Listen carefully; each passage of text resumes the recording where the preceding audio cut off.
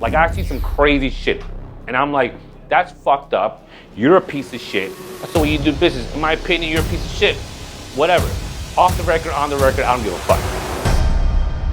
I think that if I were to focus any luxury amenity, and it is a luxury, it's on personal training. If done correctly, can have the biggest impact on your business, because the personal trainers, they're in here most of the days, rocking your brand, whether they're independent or not, going out to the bars, hanging out, talking about where they work and who they work with. So in my opinion, personal trainers, if not, are as important as members, if not even more. And they are a representation of you, your facility, and what you do here.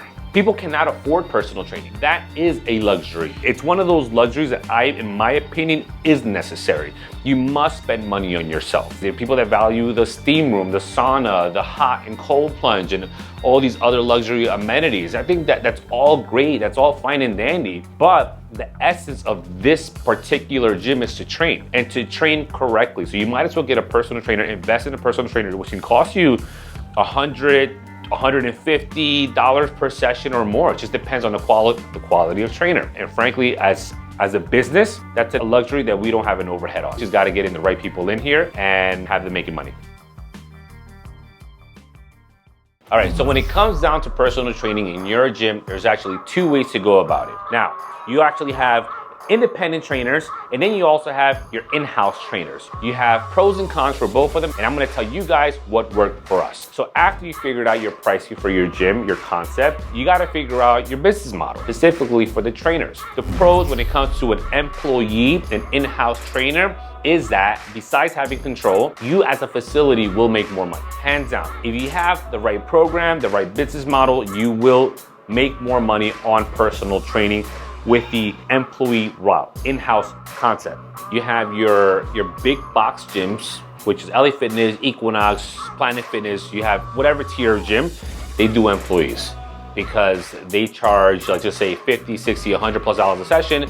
The trainer only gets fucking 10, 12, 20 bucks a session. Obviously, you have to have a great or some sort of compensation package for them where it's gonna create them wanting to be a part of the team, wanting you to retain not only them as a trainer, but their clients as members as well. And you just wanna create an environment where they can not only produce, but grow in. A con is that they are an employee. Most trainers eventually want to be independent. Most trainers eventually want to have their own gig. They're usually self-employed, and they're going to want to grow, get more clients, make more money, and eventually they will outgrow your facility.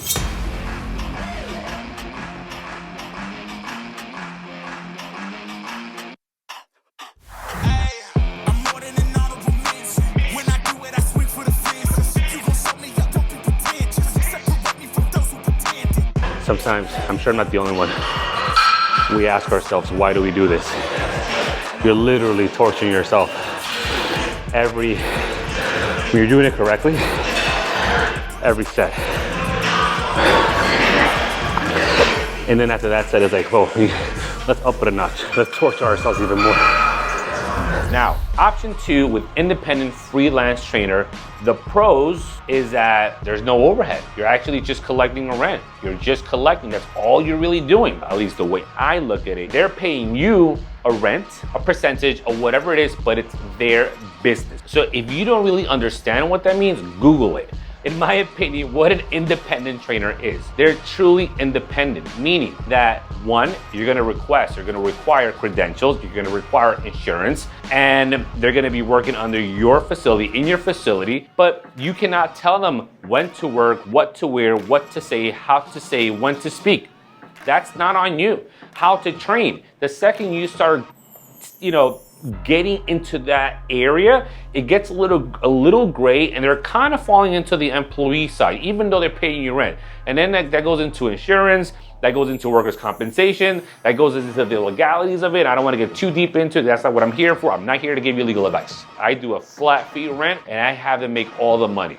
I frankly don't care. I want them to make money because I used to be a personal trainer and I moved from gym to gym just to fucking make more money. I've mentioned this before, our turnover is little to none because of the way I function. I build a trust, loyalty, a relationship, a community of trainers. They've been here and they're gonna continue being here, and we keep on growing organically because of the way we do our business with personal trainers, with the independents.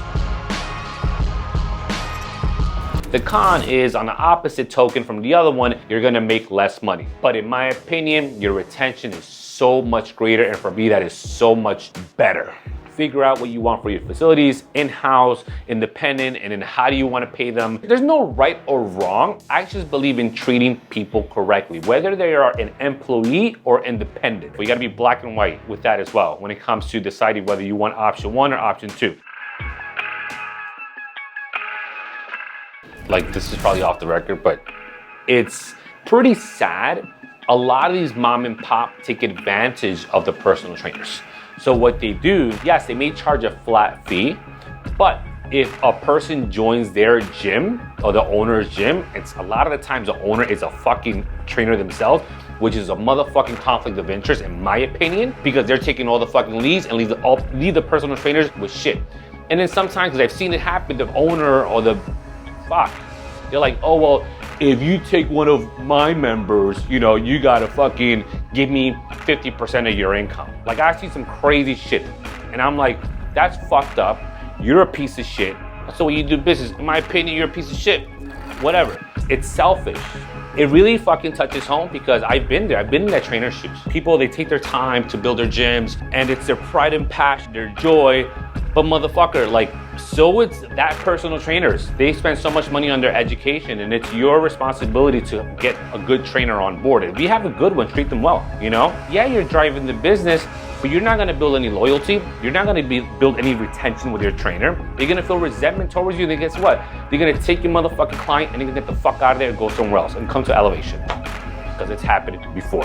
Off the record, on the record, I don't give a fuck.